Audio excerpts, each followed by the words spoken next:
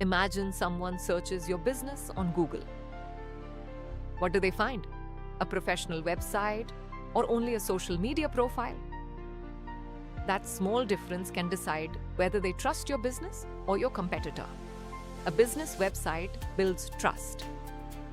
Customers expect businesses to have their own website, their own domain, their own contact information, and complete service details.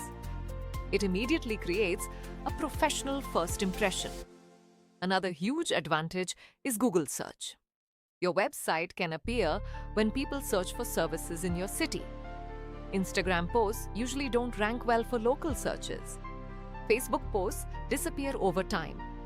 But a well-optimized website can keep bringing visitors for months or even years. Your website can also do much more.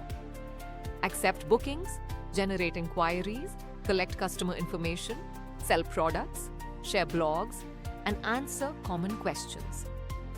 Social media simply cannot replace these features.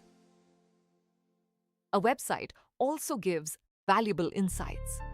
You can understand where visitors come from, which pages they visit, what they search for, and how they become customers. This data helps your business grow smarter. The smartest businesses don't choose one over the other. They use websites and social media together. Social media brings attention. The website builds trust, and trust creates customers.